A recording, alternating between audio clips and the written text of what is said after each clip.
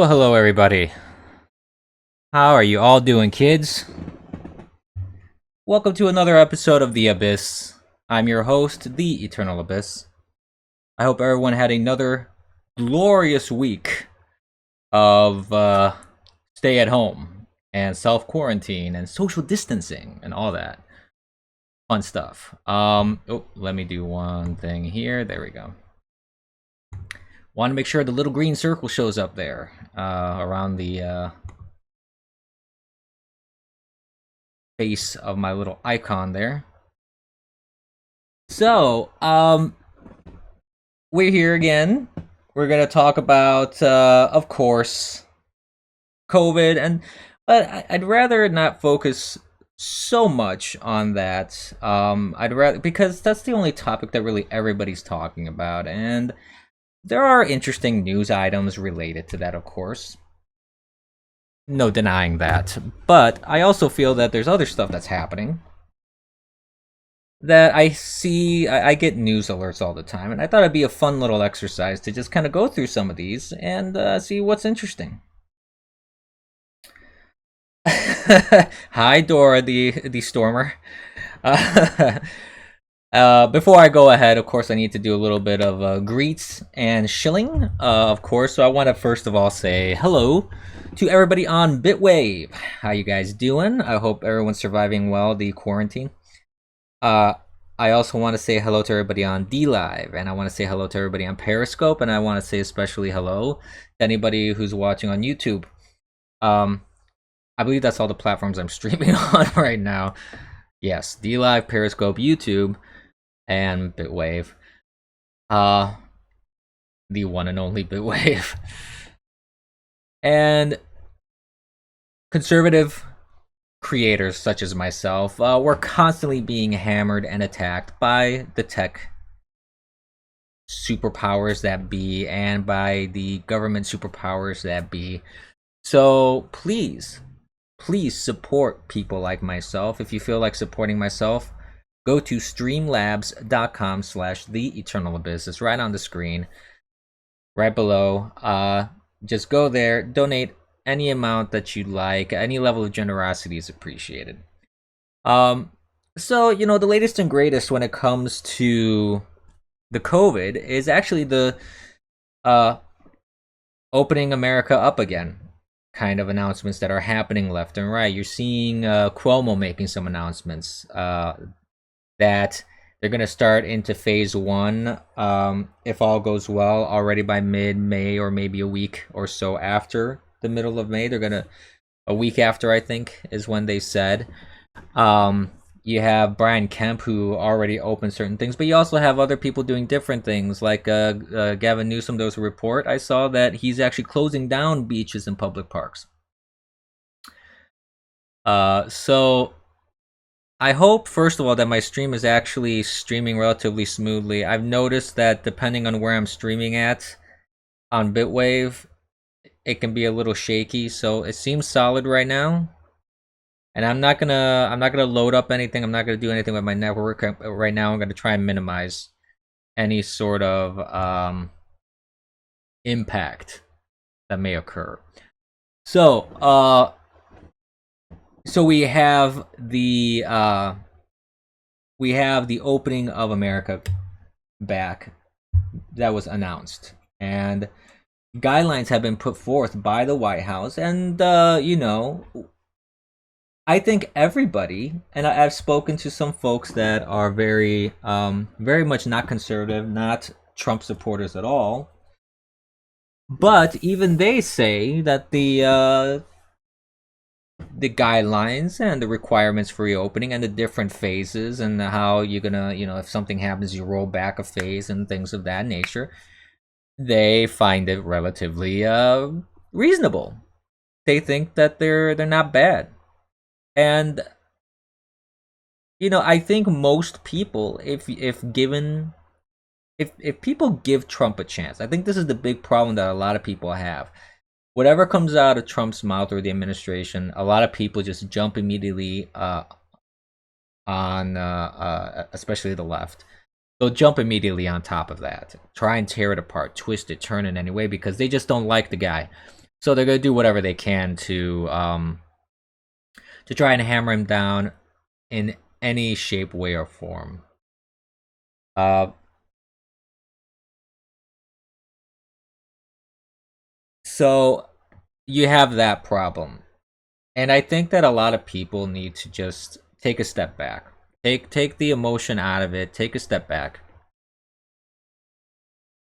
I'd be glad to do a shout out to your friend Mr. Gurr. Hi Nick, shout out from the Eternal Abyss. Anyways, um, so I think that a lot of states are going on the right track. We need to reopen. I agree with that. I still think, as I have mentioned from the very beginning of the stream of this whole pandemic, I've always said I'm not downplaying anything because it definitely is something virulent. It is definitely something that can affect people, and in some cases, those that have more compromised or underlying health issues, it can hurt them and kill them. So I'm not trying to downplay anything, but I do. From the very beginning, I've always said that I do feel that there is definitely a media hype. They are going crazy with the hyperbole. They're trying to use this politically. That's interesting. Let me take a look at that, sir. I just got an article from Breitbart by one of our trolls here. Let me take a quick peek. Michigan House won't extend state of emergency. Votes to sue Governor Gretchen Whitmer instead. Oh, that's glorious. Gosh, her face. Oh my god. So let's see. You know what? Let me see if I can. I'll try and bring this up. Okay, let's see. Let's see if I kill my stream or not. I hope I won't, because I really don't want to. I want to try and make the stream as smooth as possible. No, that's not what I wanted to do. Load. Nope. Not what I wanted you to do. There we go. Okay, browser's finally behaving. Let me see what I can figure out here. Stand by, kids. I'm gonna attempt to do a couple things here. I should have the window thing. I thought I had the window thing up and running here. Do I not? Seems like I don't. Huh. Well, that's fascinating. Let's see.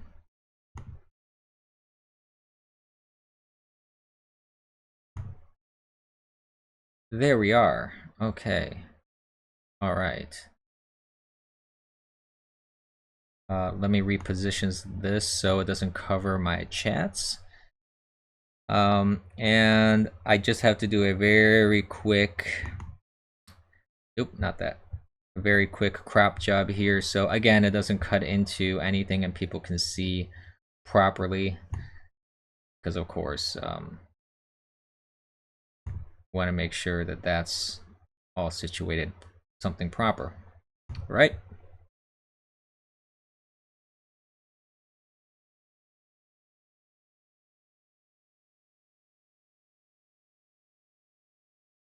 Let's see here. Hold on, I need to just move something down here. There, I think that'll do. That's good enough. That's good enough for our needs. So, this is the article that was sent to me. Let me switch so I can see what I'm doing here. All right. So, the Michigan House of Representatives declined to extend Governor Gretchen Whitmer's state of emergency another 28 days. They instead voted on Thursday to sue her. Whitmer's initial state of emergency order, which is separate from the stay-at-home order, expires on Thursday and requires legislative action to be lengthened.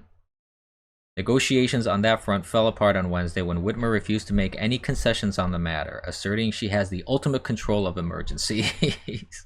Gosh, she's so stupid. Oh my god. See, this was a moment. If you want to take away the issue of life and death that some people can face with this virus, this is a moment to show really the kind of leader that you are, you know? And you have people like Whitmer who have an opportunity.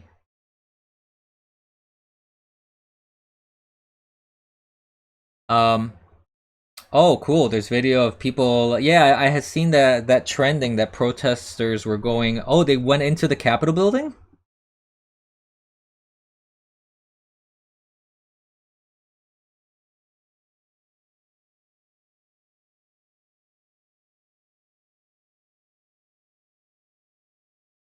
They're actually armed? Wow, no kidding.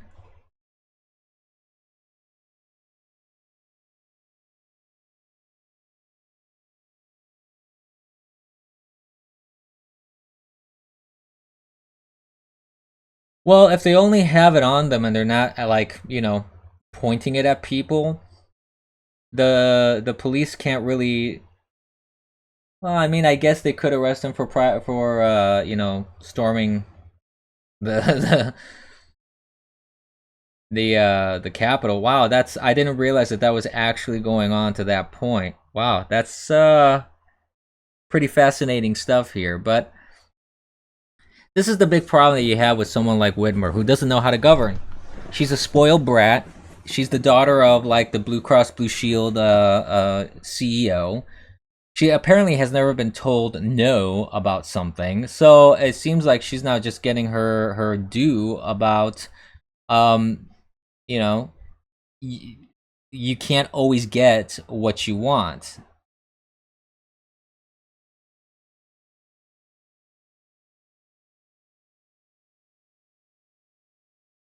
Who's Fred Guttenberg? I mean, I know that's the tweet, but I don't know. I don't know who he is specifically, like as a person. I don't really know. But let me see if I can bring this up here to show you the video. But really quick, let's just kind of skim through this article. So let's see here. So the House voted to authorize Speaker Lee Chatfield to sue the governor, saying Whitmer's quote unquote unchecked and undemocratic approach, end quote, is not the best way. The current status quo relies on a one-size-fits-all edicts that unfairly punish millions of people across the state without giving them any recourse or voice in the process, Chatfield said, which is true from what I've been hearing. The people deserve a better solution, and we can provide it. The House also passed a resolution restricting the governor's state of emergency declarations to 14 days. Whitmer has vowed to veto that legislation. Hundreds of protesters gathered outside the Capitol and demanded the state be reopened. We want Michigan open. We want Michigan back to work. Jason Howland, one of the protest organizers, told Fox 17. We put the event together. We put it on Facebook, and we heard that they were taking down events that had to do with protests or rallies against the wishes of Whitmer, he said. Facebook confirmed to remove the protest page because Facebook is just freaking garbage. Because the event would have defied government guidance on social distancing, the site reported. Facebook, go jump in a lake. For the love of God. If I go protest social distancing, go to a protest, social distancing, and follow the rules created by the people I'm protesting against, I look pretty silly at the end of the day, I feel, Howland said. And valid point. State Senator Dana Polehanki, a Democrat from Livonia, posted on Twitter that men with rifles were at the Senate gallery and yelling at us. Her tweet says, directly above me, men with rifles yelling at us. Some of my colleagues who own bulletproof vests are wearing them. I have never appreciated our sergeants at arms more than today. Polehanki claims some of her colleagues who own bulletproof vests were wearing them. The Senate is expected to vote for the... And how does she know that? How does she even know that? And the thing is this, even if they're wearing it, what does it really matter? It's not like they're going out there shooting people. They're going there just brandishing the arms. And if the Second Amendment, like if the Michigan state laws allow people to go to protests armed as a show, just a show of force without actually committing any acts of violence or anything like that, you can open carry for certain scenarios. Then I don't see the problem with this. I mean, it's sad that it's reached this point, honestly. It's really pathetic that in the state of Michigan, we're at this point where you have people like Whitmer who decided, I'm going to be a mini dictator. You know? It's pretty pathetic. And I heard a bloop here. I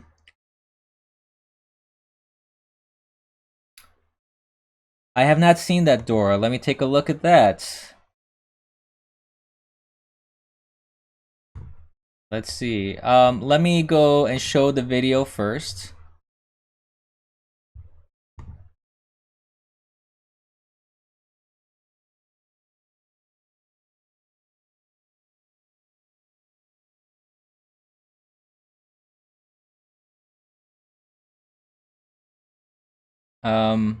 Here we go.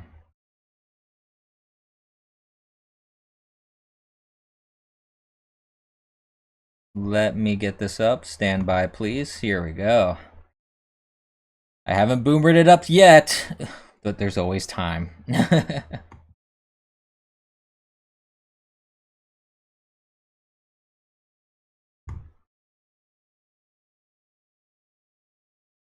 Oh, I boomered it up.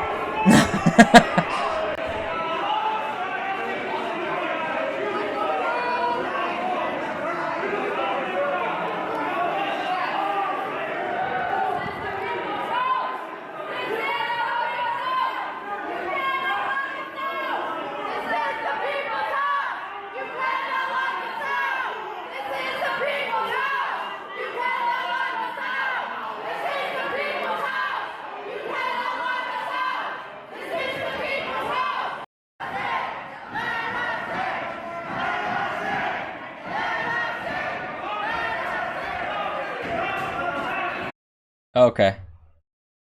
Wow. Uh, that's pretty amazing, honestly. I am surprised, to be honest with you. Well, let me put it this way. On one side, I'm surprised that people would actually go ahead and do this. On the other side, I'm not. Because Democrats, the Democrats have really been messing things up pretty bad for a while now. In terms of optics and in terms of how they're dealing with the public, see, the Democrats have a bad problem here with PR because what they keep on doing. Hi, Flank. I'll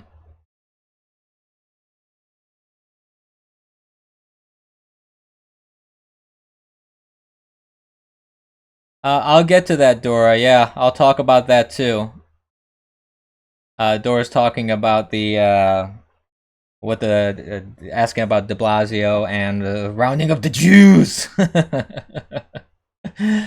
But anyways, really quickly before I get into that, I'm gonna look at this other article. But what I was saying about the PR problem that the Democrats have is that they're completely disconnected from the Constitution. They're completely disconnected from their own people. They're completely disconnected even with their own liberal supporters. I mean, they just do stuff, and in their little mind and in their little world, to them they are absolutely in the right, no matter what. And they have a goal, and they don't care how much they twist the truth and they lie or they change things or they hurt people. Because to them, it's all about their agenda. It's all about their talking points and agenda. They don't care. They absolutely don't care. So this is The Guardian here. We'll take a look at this article that was sent to me. It's The Guardian. Take it with a grain of salt. I've never thought of that as a really great source for anything. So here we go. Here we got The Guardian. So you have Bolsonaro that says, "So what?" Bolsonaro shrugs off Brazil's rising coronavirus death toll. So more than 5,000 Brazilians have lost their lives to the coronavirus, even more people than in China, which is debatable because you know that the numbers coming out of China were not real. You knew that. Everybody knows that. So this is already the premise of this article, the starting point that they're trying to put. They're trying to prove this a point to put Bolsonaro in a bad light. Already from there. Hi, Mom Patch, and I completely agree. They don't care.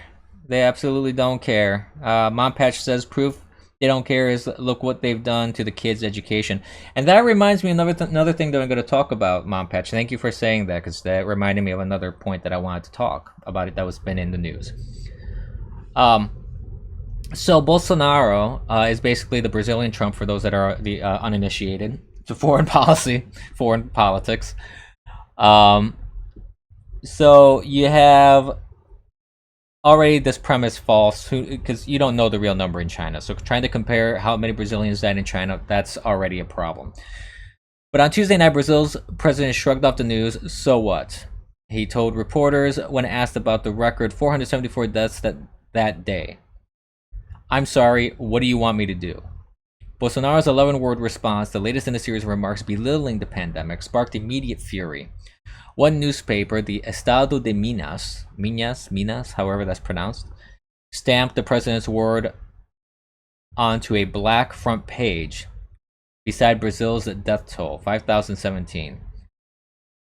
Bolsonaro isn't just an awful politician and a bad president, he's a despicable human being, tweeted Marcelo Freixo, I guess I'm mispronouncing that, a left-wing opponent. My name's Messiah, Bolsonaro also told reporters on Tuesday in reference to his second name, Messias. But I can't work miracles. A wave of disgust swept over social media as words of the president's comments spread. A sociopath tweeted a musician, what a tragedy, wrote a journalist. It's a mockery, an insult, it is intolerable, tweeted Marilis Pereira Jorge, whatever, a scriptwriter.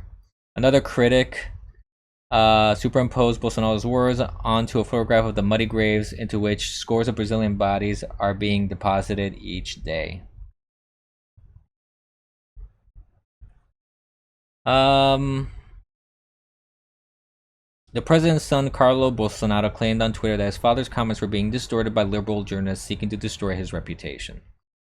Which I'm sure there's truth to that.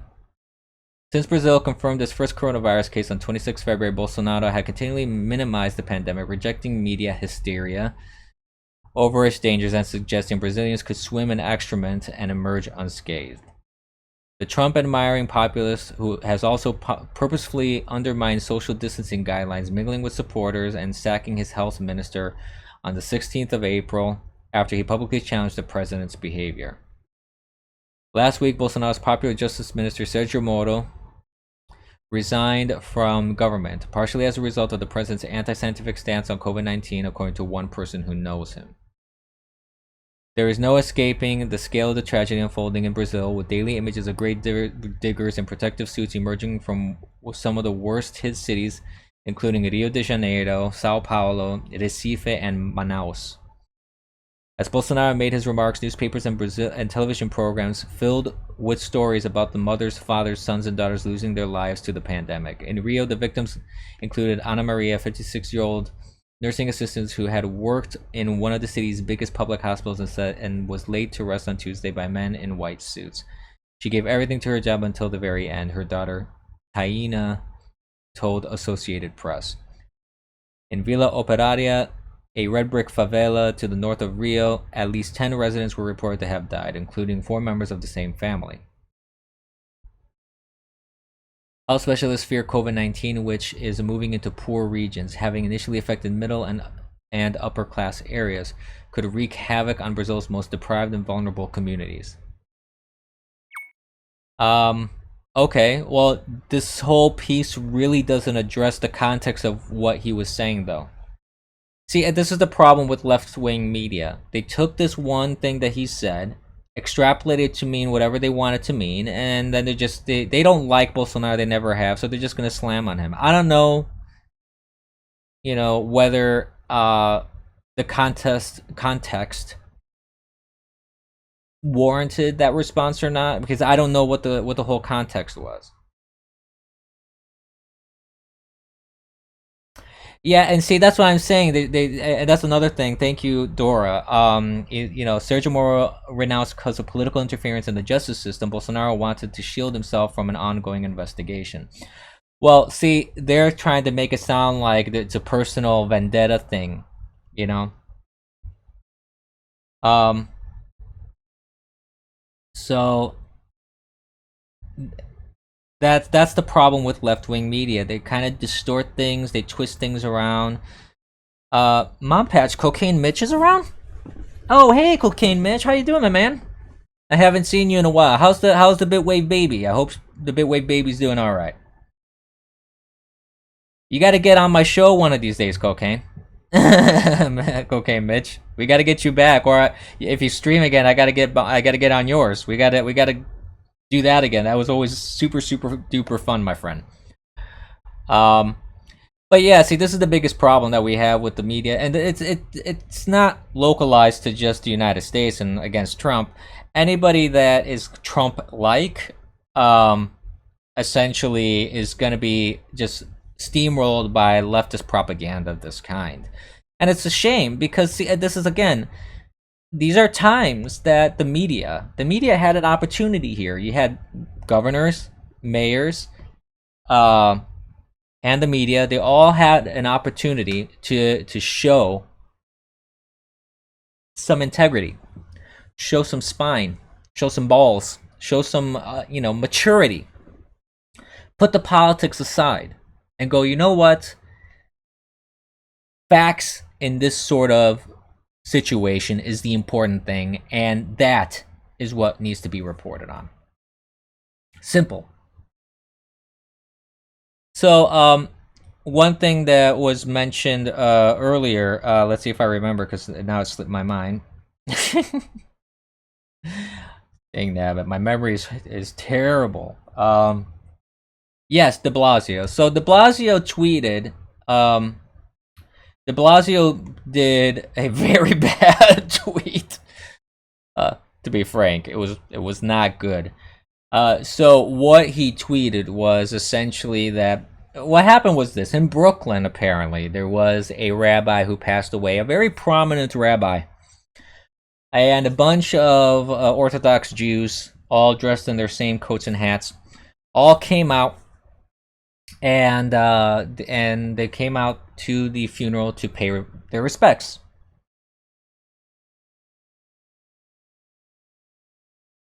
Well, Dora here in our chat is from Brazil. He's saying Bolsonaro is really doing a very bad job with the Corona deal. He is unwilling to cooperate with local governments and provide medical assistance. Yeah, if he's not willing to do that, that's kind of bad. I don't really know. I don't have a lot of apart from what you're saying, Dora. And maybe I actually do know a couple folks from Brazil. I probably could ask them if what they think as well, but I know that they're like anti-Trumpers, anti-Bolsonaro, so they're probably going to say very negative things about him, and they're not going to be very objective, which is a shame. So I don't really have a lot of networks into Brazil and to see exactly how he's handling things. From what I've seen, though, and correct me if I'm wrong, Dora, because maybe this is just my perspective and as an outsider, and I'm not really seeing exactly what the scenario is. But it would seem to me that Bolsonaro is kind of a confrontational individual, and he likes to jump against the local media and people that don't support him and things like that, which could possibly explain some of his behaviors in this case. Like if he's not collaborating with governors, well, who are these governors? Are these governors people that have criticized him or they're attacking him? Or is it just that he's just not doing his job? I mean, there's a difference there. And I'd rather not make any assumptions on his motivations. I'd rather learn more about what his motivations may or may not be before I actually make a judgment call on whether he's actually doing a bad job versus um he's just making poor decisions based off of this sort of personality or character traits that he possesses. Not that one or the other makes one or the other better, but yeah, contrarian. Thank you. That's the word I was looking for. And I think that, see, that's a problem I think with his personality, his character. He's a very contrarian and and confrontational kind of person. I think that affects his decision making. So,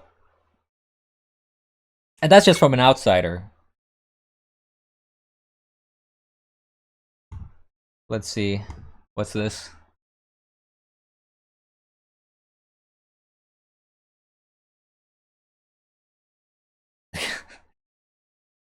The Onion? Yeah.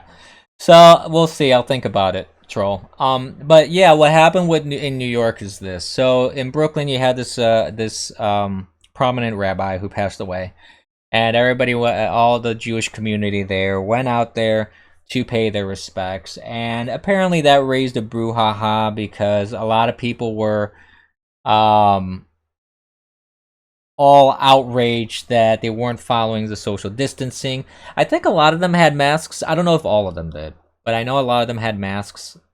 And everybody just went crazy. And de Blasio, or Wilhelms,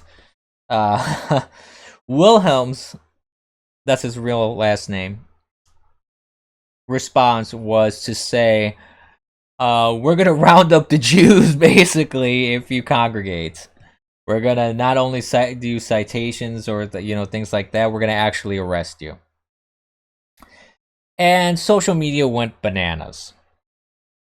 Social media went absolutely crazy, and they kind of had good reason.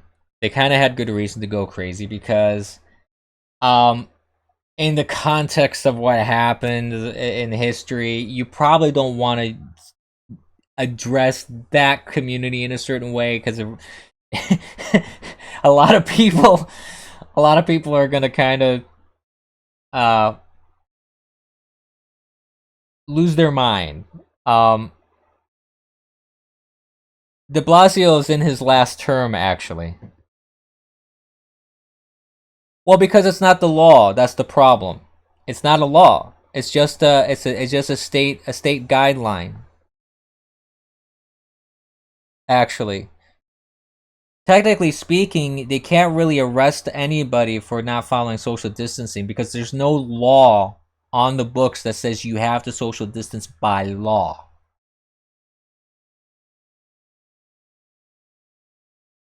So that's the problem that we have here, is that my problem with that has more to do with the fact that he is very open and easy. Exactly. Famous last words. It's for your safety. Exactly, Bomb Patch. I'm not taking the side of anybody. I'm saying the problem that I have with de Blasio's message is, one, is the actual messaging. If you want to make a statement about people gathering, you may not want to target one group versus another because, for example, he's targeted the Jews in this case, saying, I'm going to arrest you, while he said it's perfectly okay for Muslims to keep meeting at mosques. While he said Christians can also congregate. He threatened Christians as well in another time. So, which, it's weird because on one side it's like, well, wait a minute.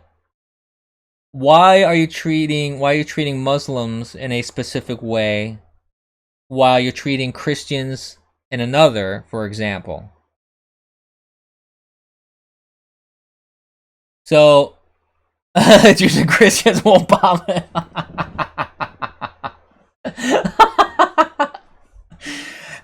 Good point, Tradish. But at the same time, one can go, well, wait a minute. If you just let them go willy nilly, they'll get more sick. More of them will die. So it's like, well, what? Is he Islamophobic or something like that? So who knows? I mean, I think the problem with De Blasio is that De Blasio is De Blasio. He's a moron. He's an idiot. He doesn't know what he's doing. He was the guy that in early to mid March, he was telling people early March. He was like, "Oh, just go about your normal lives. Go to the subways. Go to the movies. Whatever. Do whatever you want. Live your lives." And he was on TV. He was on TV saying, "Oh, the coronavirus is just a flu. It's just a flu, like any other flu. It's not gonna affect you in any negative way." This was De Blasio. That was De Blasio. That's what he was saying. So the guy has no idea what the hell he's doing, which is one of the reasons why New York City's situation is as horrible as it is. And in spite of having Tweedledee as a governor and Tweedledum as the mayor of New York City, somehow the numbers are starting to go down. The curve is flattening, and there's talk of reopening even New York City and New York State. So, wow, go figure on that one. Another thing that I wanted to talk about that I just wanted to throw my 2 cents at has to do with what Mom Patch was talking about, about not caring about kids. So there was this article. From I think it was a Harvard professor who was saying that, oh, kids should not be in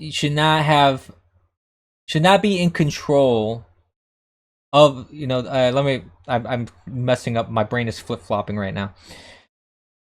She was saying that parents should not have their children under their control 100% of the time because it's authoritarian. Yes, it was against homeschooling. She was basically talking about the evils of homeschooling. That parents being homeschooling their kids, it's authoritarian and it's negative for kids. So basically, what she's saying is that parents should not raise their own children, because parents raising their own children and educating their own children is dangerous to the children. I have never heard so much bull crap in my life. What is the expectation of the left at this point? Exactly, like what is it? They don't want people to be educated at home. They don't want families to raise children. They don't want mothers and fathers to stay together. They don't want children to have a well-adjusted normal family unit. What is it that they want? And I mean, I already know what they want. They want to indoctrinate your children. They want to have the children under their control. And I know I sound like a conspiracy theorist, but the thing is, I've seen it myself in public and private schooling system. Simple. I've seen it myself at the university level. It's pretty open and shut case if you pay attention to what professors are teaching, and you pay attention to curriculums that are given to you, and you do a modicum of research against the stuff that they give you, and you somehow have a slightly differing opinion from them, guess what? Your eyes will open pretty damn quick if you pay the least bit you provide the least bit of attention to what's going on around in academia. And this is nothing new. This is not something that kind of came up in recent times. Absolutely not. SJWs are morons. SJWs are probably the worst people on this planet. They're pretty much globalists, socialists, and they want the demise of capitalism. That's really all that SJWs are. Nothing more, nothing less. So I've actually been, and speaking of homeschooling, I've actually been a strong proponent of homeschooling. I think that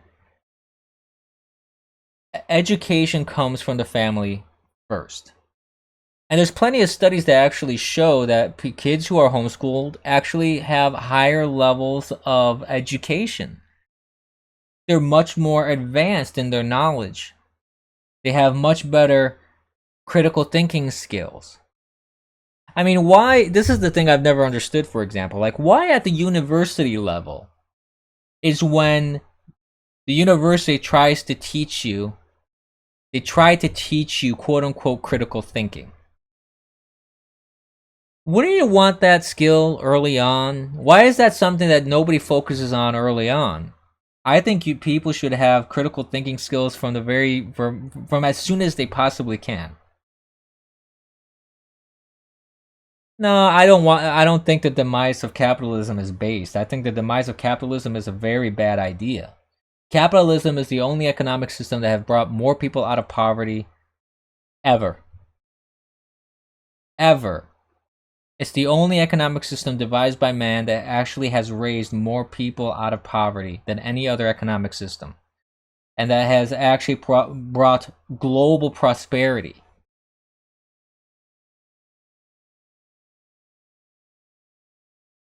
Yeah.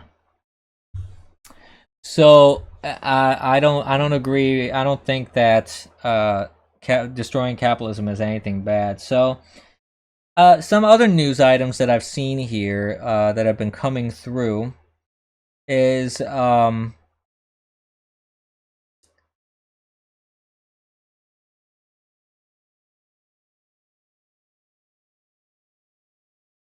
let's see here. I just saw this come through on my news cycle here, on my news items. Serial rapist cannot be deported from Sweden because he was child refugee. This is from the National File. I don't know what leanings the National File has. Um, so let's see. Let's go through this article here. A Burundian. I don't have this on my computer, so I'm not gonna bring it up. I'm just gonna read it out to you guys.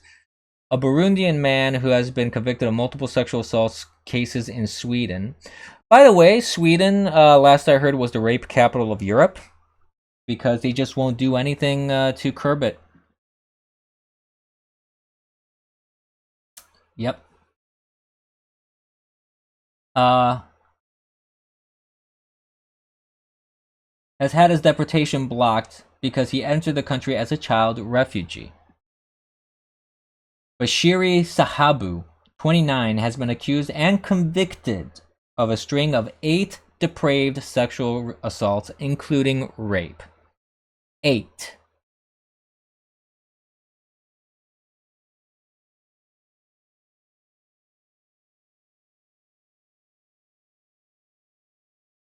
Um, so Sahabu came to Sweden via Tanzania, a neighboring country to Burundi, in 2005 as a 15-year-old child refugee.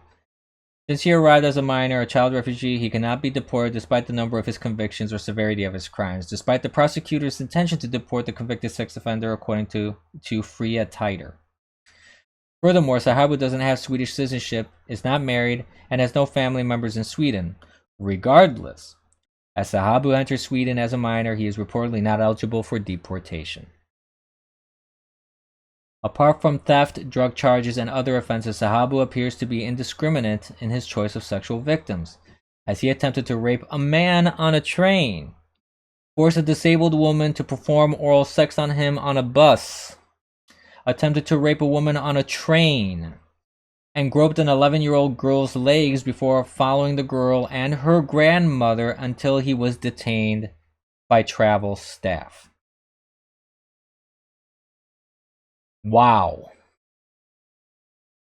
On another occasion, he attempted to rape a hotel receptionist, but was thwarted when staff and guests walked in on the assault as the attacked receptionist screamed. Sahabu was sentenced to 2 years and 9 months behind bars last Friday at Orebro District Court for his long list of offenses. One of the most shocking of Sahabu's crimes was when he harassed and groped a disabled woman, as Fria Titer reports. We'll skip over the whole report here. The most recent block deportation is yet another case of Sweden's internationally renowned justice system to hand soft punishments to foreign-born criminals. Teenage migrants who kidnapped and tortured a 15-year-old boy recently avoid jail sentences on account of their age. A woman faced an attempted murder charge after stabbing her rapist on another occasion. Oh my god. This is insane.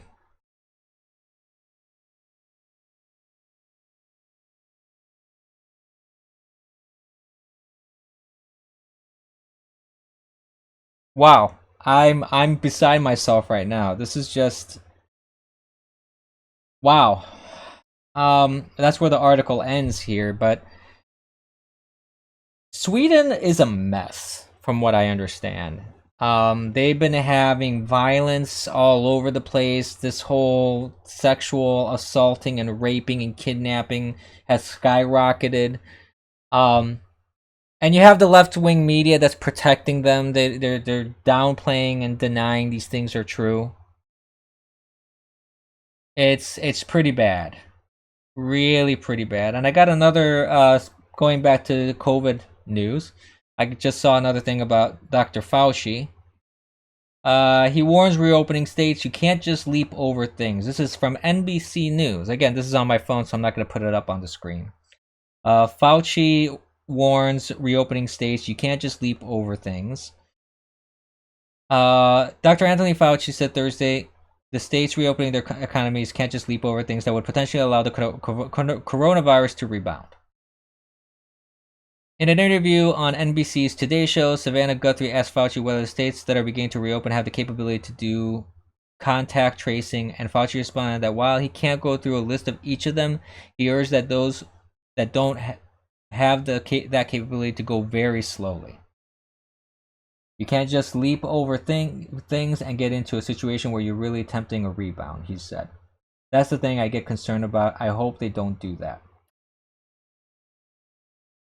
Let's see here. Fauci said states should follow federal guidelines and only begin to reopen if they have a 2-week decline in the number of new COVID-19 cases. He cautioned the states must have the capability of identifying, isolating, and contact tracing people who test positive because there will be blips, there's no doubt. When you pull back, there will be cases, he said.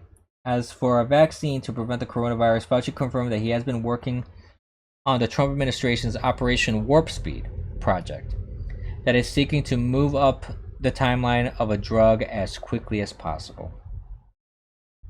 Asked if he thinks developing hundreds of millions of doses of vaccine is doable by January, Fauci said, "Yeah, I do, Savannah."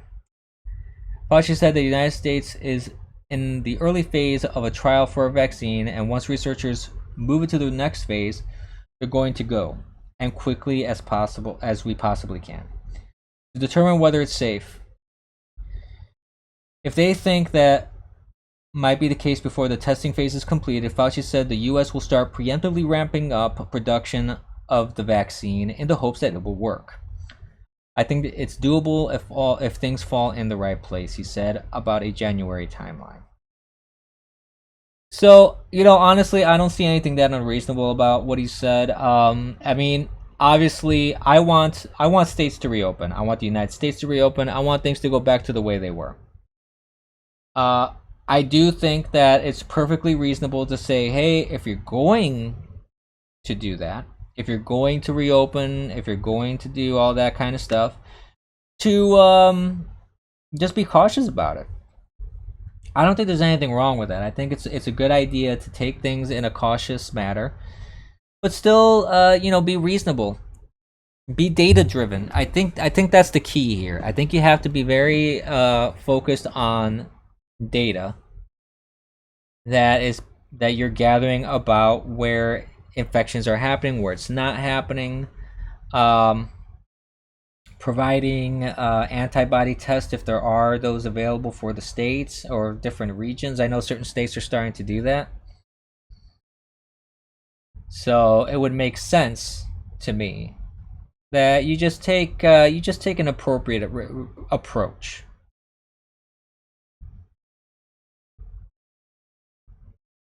Because if you don't, if you just throw caution to the wind and you just open everything willy nilly, yeah, you're gonna have a rebound.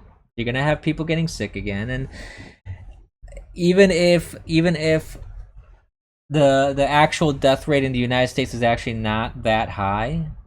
I mean, you should actually. There was this whole bit that Tucker Carlson did on his show regarding that the death rate, and he was talking about how amazingly stupid Ted Lieu is. Um, which he is. Ted Lieu is such a moron.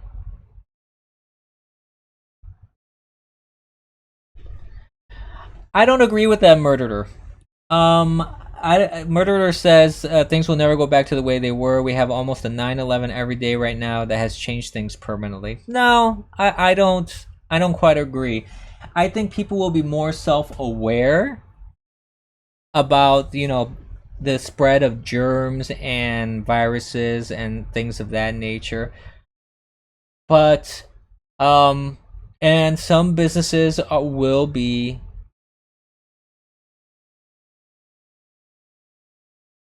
it's gonna be some businesses are gonna be looking at how they do stuff. I don't agree with that. No, it has nothing to do with ignoring history, murderer. What I'm saying is, you're on the in the waiting room. Okay, let me know when you're back, Mitch, and I'll put you back, and I'll put you on when you're back. We're gonna have a special guest. We're gonna have Cocaine Mitch up here on the Abyss. Yay! The return of Cocaine Mitch. that I think it's not a matter of ignoring history. It's a matter of just being reasonable. I mean, I don't see any. Shh, I want more Trump bucks. No, see, I don't think there's a problem with things going to back to the way they were. I think the only thing is that people have to just be a bit more cautious about how they do things. Like, for example, Cuomo announced recently that every night they're going to close the subways to disinfect them. Now, now, now he's saying this. Like he didn't think about this months ago? You gotta be freaking kidding me. And this is what I'm talking about. It's like, well, listen, you can integrate precautionary things. And actually that brings up an interesting thing, murderer. It's not so much ignoring history and repeating itself. It's a matter of preparation. I will tell you one thing about this whole COVID-19 thing. I was gonna wait and talk a bit more about this when things were more open and things were kind of moving back to normal. But I might as well talk about it now. So I got into several discussions with people that I know, and several people online that I don't know, just on Twitter and such. And you have people trying to place blame. They're pointing fingers. They're saying, "Oh, Trump didn't do this. Oh, Italy did a horrible job. Oh, this country didn't do this. Australia and New Zealand, they did way better than us, for example. Blah blah blah, things like that. So there's all this finger pointing going around, but nobody's addressing the elephant in the room, which is this: nobody's addressing the fact that no country on this planet is prepared for biological warfare. And what I mean by that is, I'm going to make something very clear before I continue, is that I don't believe necessarily that this was biological warfare. I'm not saying that the COVID-19 virus is this Wuhan flu. I don't think that this was like a biological bomb thrown into our country. So I'm not making that claim, but what I am saying is that if a country was prepared for biological warfare, if they were prepared for a pandemic of this caliber where something enters the ecosystem in one way or another, whether it's an intentional thing or something that occurs by nature, I don't know. So I say that that's the problem.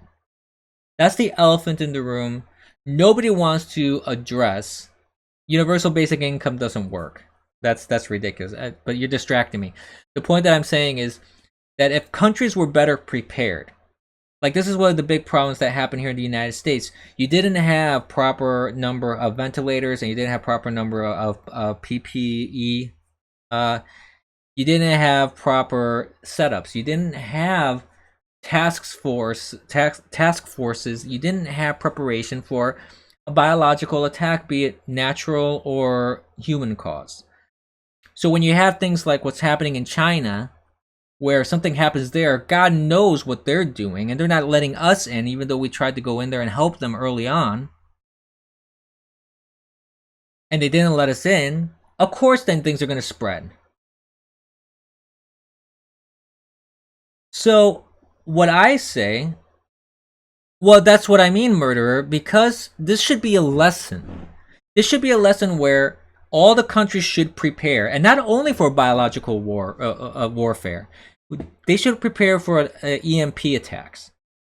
Every country on this planet is woefully unprepared for an electromagnetic pulse attack. Do you realize that if something hits us as an electromagnetic pulse, we're boned? We're going back to the Stone Age like that, in a snap.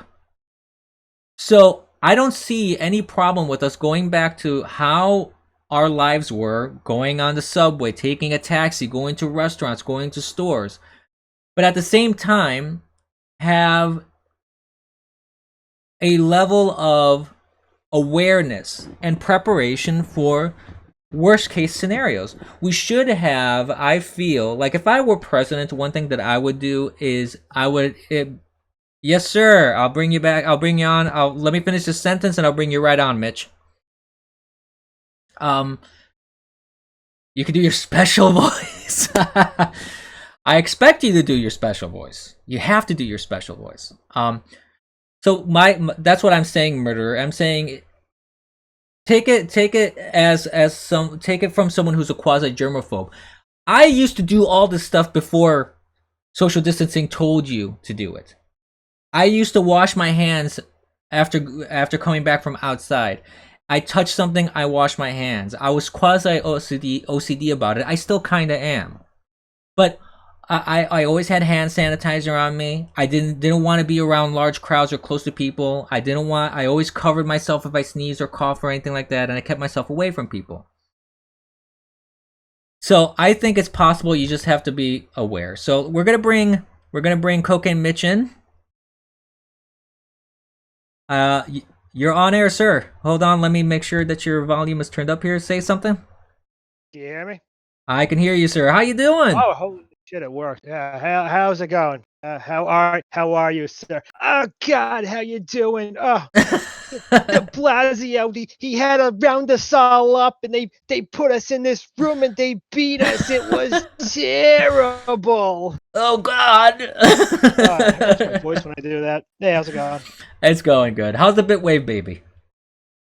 She's doing well. 9 months old, almost 3 feet tall. She's really, really tall for that age. Actually, I was one of my neighbors in the place. I was in South Dakota for a couple of months, and one of my neighbors was like, "Have you found him?" I'm like, "Found who?" He's like, "The black guy who got your wife pregnant." I'm like, "Dude, go fuck yourself."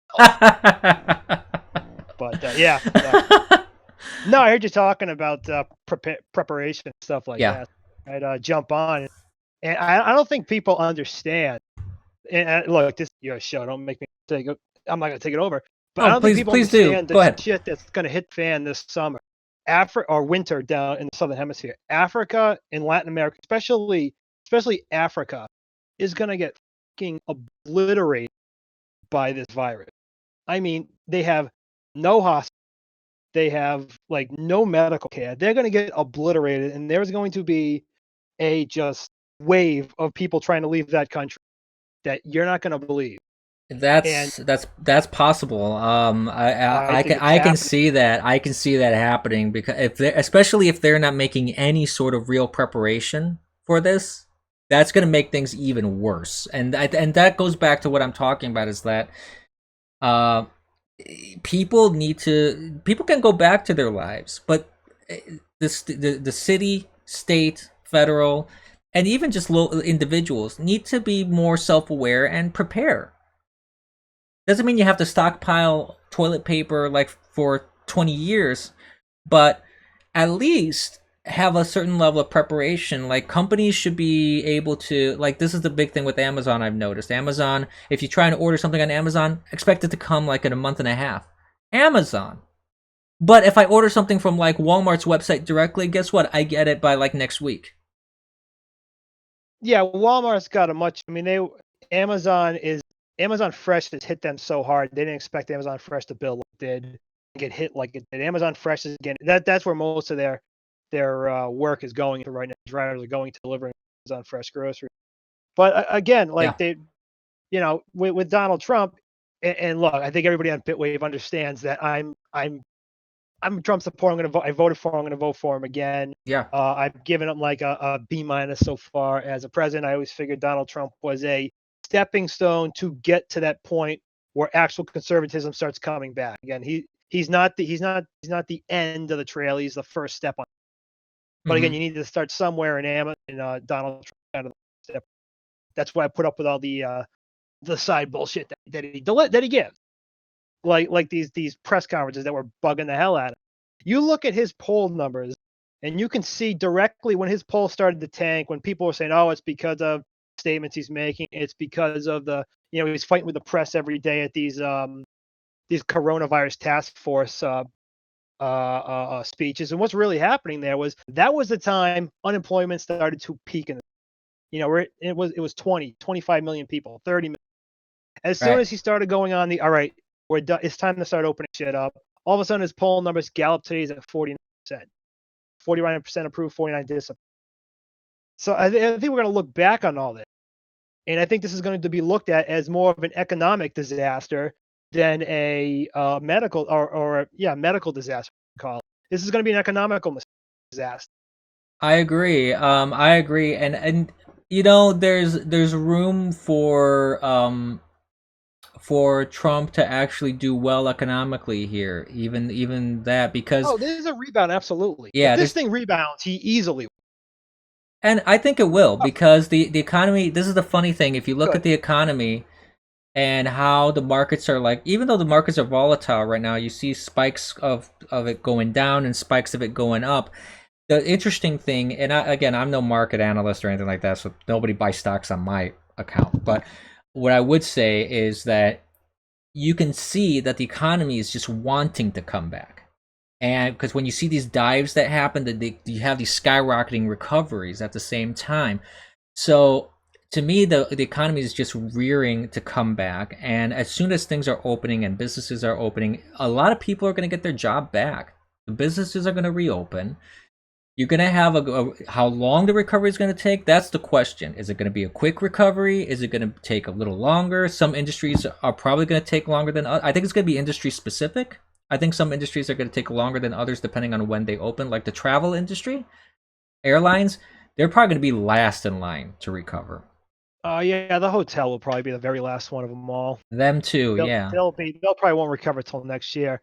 But Maybe sooner. I don't know about next year, but I do think that it'll take a while for them. It depends on how fast certain states open and how quickly they start. Because I mean, if certain states are completely clear and there's travel starting just between those individual like states, then that could already start helping a lot for them. So yeah, but I mean with Michigan, you started your show off with it's like, well, when you set extreme policies, you're gonna get extreme reactions. What the fuck did you think was gonna?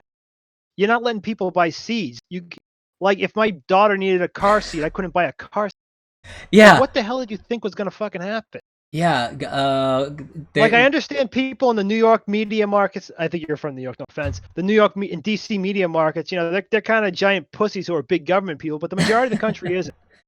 When the No. majority of the country thinks the government's coming down on them, they're going to act out. Whether it's they act out sensible or not, that's not the point. The fact is, they're going to eventually be like, "What? This is bullshit." So we're going to take this to the most extreme possible. That's kind of how we are in America. And it's kind of one of the things I like about us.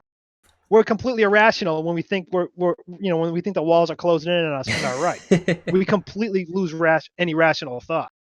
Yeah, no, And it I turns into a agree. shit show a lot of the time. Like all these, like again, look at what happened in Baltimore and look what happened in Ferguson, right? Uh-huh. People felt like, oh, we're all black people are gonna get shot, so they just took to the streets. It was a giant shit show. That's kind of how America is. That's what makes it fun. Yeah, but that was also politically driven though. But Oh, I'm sure. Yeah, I mean, yeah. yeah, but just saying, this is kind of how we are when we feel like we're being cornered, when we feel like our rights are being taken away, we're gonna act out. And if this was like Yeah. a 1 or 2 week thing, people can kind of sit there and go, okay, and put their rights aside for a couple. Like if it was an earthquake, right? Yeah. An earthquake or something, and major bridges went down, and the whole city shut down. Guys, you got to stay in the house for like a whole, for like a week or two.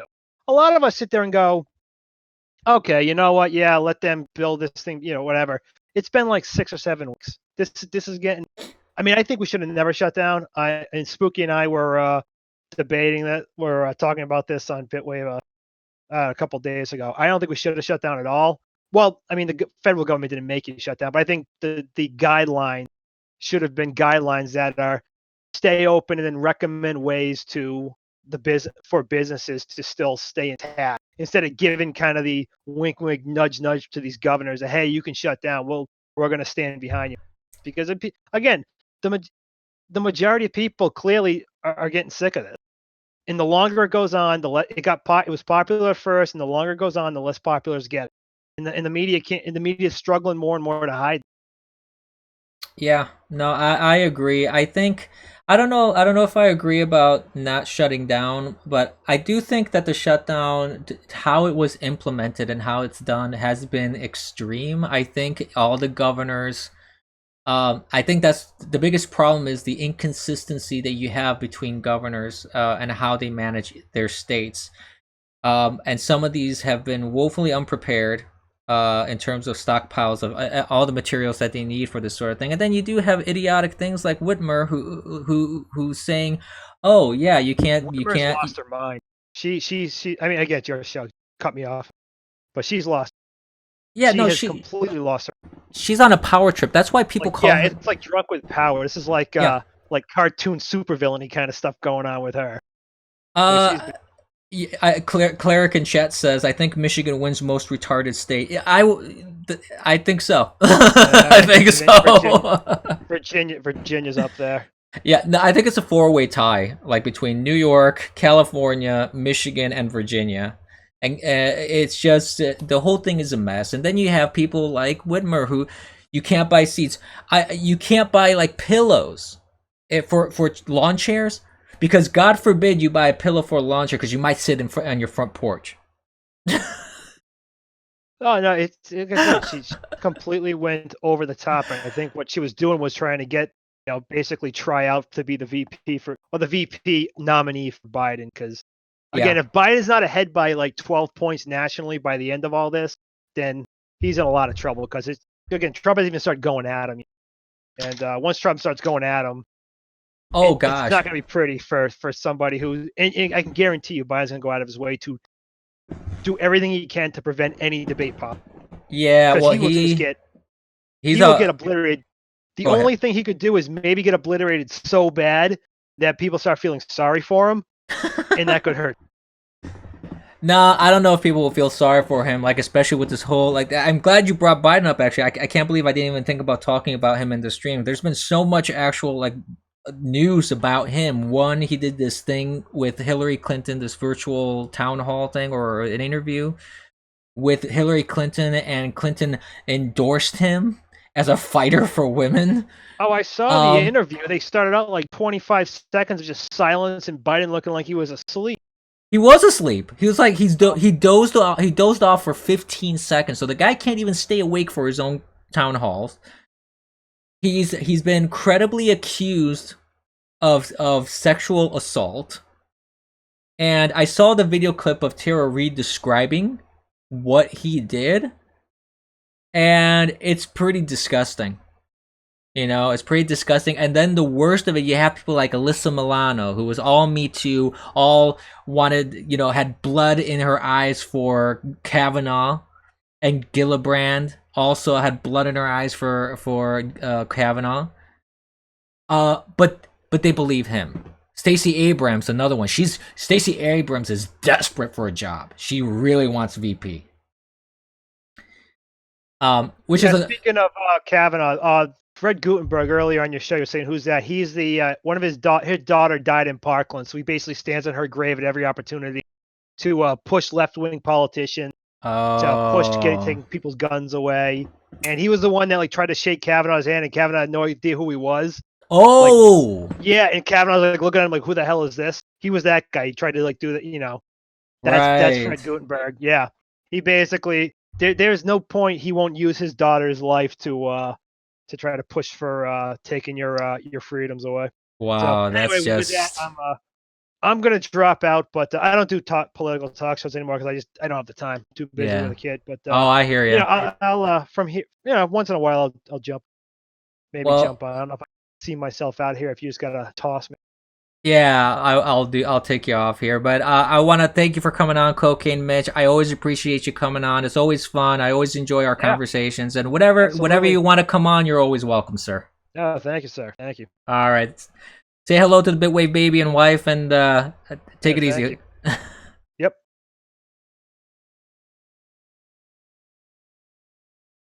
All right, so that was Cocaine Mitch, everybody.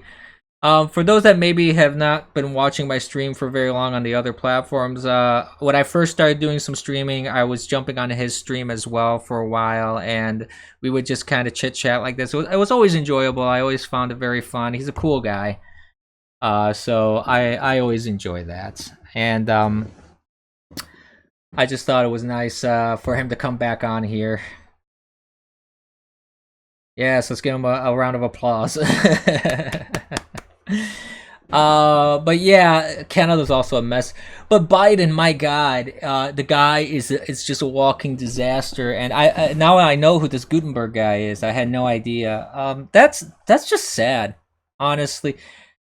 When people use tragedy to use as a political prop, like you had that with this. There was this one mother who lost her son in the Middle East under you know, with the whole after 9/11, and we went into with the Iraq invasion, and she just kept attacking Bush constantly about that. And she was, I mean, you could tell that death basically made her unstable, and it's a sad thing to watch, really. Oh, wait a minute, I'm not seeing my Supreme Reader sticker here. What the heck is going on here?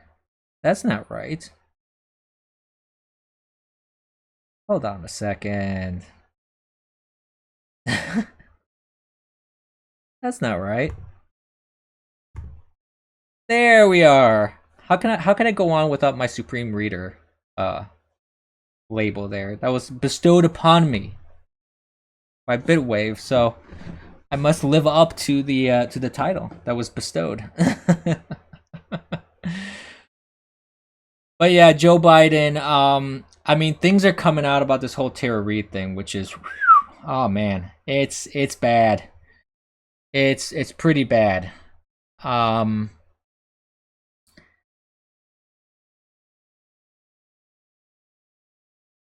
So it's I would love to see things open up also for that reason, because I do want to see how this plays out. I want to see if Joe is going to keep avoiding debates, which he's been avoiding debates right now. He's been saying, you know, no debates because of the social distancing and blah blah blah blah blah. Which he did the debate with Bernie, and they social distanced, and they didn't have anybody in the crowd. So he could feasibly do that, you know. So you know, it's a crapshoot right now politically. What's going to happen in terms of the process? I still think that Trump will win. at the end of the day, a lot of people, including liberal Democratic governors, have said he's handled this whole coronavirus thing, this whole pandemic. He's done a good job. They said he's done a good job, and I agree. Overall, he's done a good job. Has certain things he said, could he say them better? Yeah, maybe. But I didn't vote for Trump, for example, to have a completely scripted robot of an individual like Hillary Clinton or Obama, who couldn't even say two words together. He couldn't string a sentence together without his teleprompter. The guy is an absolute moron. That's why I call him the O-hole. So we'll see what happens with Biden. I honestly, and you have these fake polls that come out, that he's 10 points ahead, that he's gonna beat Trump. It's nonsense. The guy has been in hiding. His exposure has been reduced tremendously, but somehow his numbers are higher. Please, I don't agree with that. I think it's nonsense. However, as I usually do my send off at the end, don't be complacent. I repeat that now before I actually do my send off, since it makes sense in the context of what I'm speaking of. We can't be complacent. Conservatives can't be complacent, even in these times. So I think it behooves everyone, be involved, pay attention. Don't let this whole pandemic thing turn you for a loop. Because what matters at the end of the day is what happens in November if we're going to have 4 more years. Do we really want, if something comes back with the coronavirus in Brazil, do you really want Biden to be the guy handling that? Just think about that. That's the one thing you have to think about. I sure as hell would not want that, because the guy has no idea what the hell he's doing. He really does not. So with that, I have been streaming for over an hour now, and usually around this time is when I call it quits. So I want to thank everybody on Bitwave. I want to .tv. I want to thank everybody on DLive.tv. I want to thank everybody on YouTube and everybody on Periscope for watching. As always, please support. Excuse me one moment before I actually sign off. Murderer said, why do we even need Trump or the federal government, especially after he said it was up to the states to figure it out? Well, because that was a debate that was debated. That was something that was debated by the founding fathers. The separation of powers between the states and the federal government. Why a federal government should even exist. Why the Constitution should be ratified and things of that nature. So I would suggest you read the Federalist Papers, Murderer, and that'll give you a good understanding of what the separations of powers are. I mean, Trump isn't an emperor. He's not a king. He can't command with absolute, like, an iron fist to tell the states to do everything that they need to do. He can support the states, and he has certain powers. The states and the governors of the states have their certain powers as well. So it's a separation of things. But yeah, I'm signing off. Thank you everybody for watching. Thank you, Mom Patch. Thank you everybody. It's always wonderful to see you guys, and I'm particularly happy that we got Cocaine Mitch to say a few words on stream. That was very cool. And support me if you can. Streamlabs.com/TheEternalAbyss. Don't forget to follow, share, hit notification. Thank you, sir, for watching, Murderer. I really appreciate it. And remember, kids, don't be complacent. Have a great night.